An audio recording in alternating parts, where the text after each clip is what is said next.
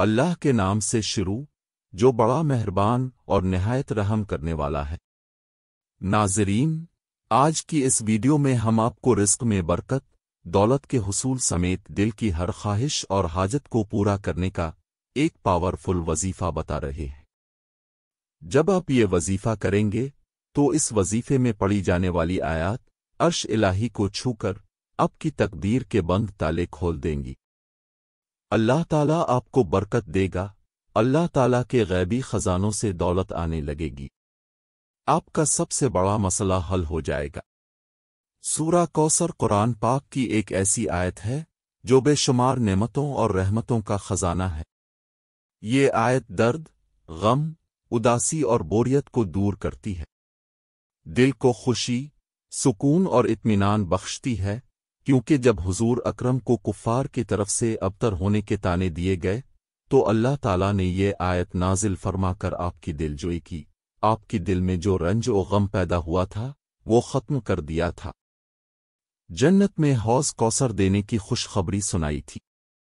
لہذا اگر کوئی شخص غربت، تنگدستی یا کسی اور معاملے میں پریشان، غمگین اور نا امید رہتا ہے تو اسے چاہیے کہ اس آیت کریمہ کے وظیفے کو بتائے گئے طریقے سے پڑھے تاکہ اس کے دل سے مایوسی اور پریشانی دور ہو جائے اور خوشی اور مسرت سے بھر جائے۔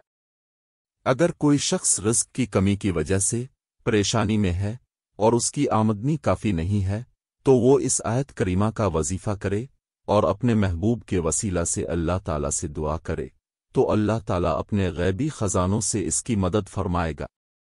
اگر تجارت کرنے والے لوگ یہ وظیفہ کریں گے تو ان کا کاروبار چمک اٹھے گا۔ اگر کوئی بے اولاد ہو تو وہ اس آیت پاک کا وظیفہ کرے، انشاءاللہ بہت جلد اس کی دل کی مراد پوری ہو جائے گی۔ اس طرح اگر اولاد نافرمان ہو جائے تو والدین یہ وظیفہ کریں، اللہ کے فضل سے اولاد فرمانبردار ہو جائے گی۔ ناظرین، اب ہم آپ کو وظیفہ کرنے کا مکمل طریقہ بتا رہے ہیں، لیکن اس سے پہلے ایک چھوٹی سی گزارش ہے کہ اگر آپ نے ہمارا چینل سبسکرائب نہیں کیا تو سبسکرائب کر لیں۔ ناظرین، اپنے یہ وظیفہ صرف 3 دن کرنا ہے، جمعہ، ہفتہ اور اتوار کے دن کو کرنا ہے۔ جمعہ کے دن فجر کی نماز کے بعد پہلے 1 مرتبہ درود شریف پڑھے، پھر 133 مرتبہ سورہ کوثر پڑھے، آخر میں 1 بار درود شریف پڑھے۔ یہ وظیفہ فجر کی نماز کے بعد کریں، پھر عصر کی نماز کے بعد یہ وظیفہ کریں۔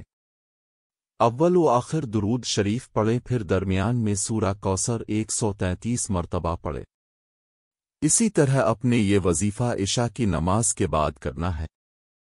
آپ کی جو بھی جائز مراد ہو، آپ کا جو بھی جائز مقصد ہو، وظیفہ کرنے کے دوران آپ اس کو ذہن میں رکھیں، اور اس وظیفہ کے بعد آپ ہر بار اللہ سے وہ دعا مانگیں جس کے لیے اپنے وظیفہ کیا ہے، آپ کی ہر جائز دعا قبول ہوگی۔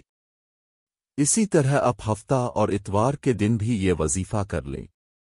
جو ناظرین یہ وظیفہ کرنا چاہتے ہیں وہ کمنٹ میں اپنا پورا نام ضرور لکھیں تاکہ انہیں اپنے پورے نام کے ساتھ وظیفہ پڑھنے کی اجازت دی جا سکے۔ ہمیں اپنی دعاؤں میں یاد رکھنا۔ اللہ ہم سب کا حامی و ناصر ہو اور ہمارے چینل کو سبسکرائب کر دیں۔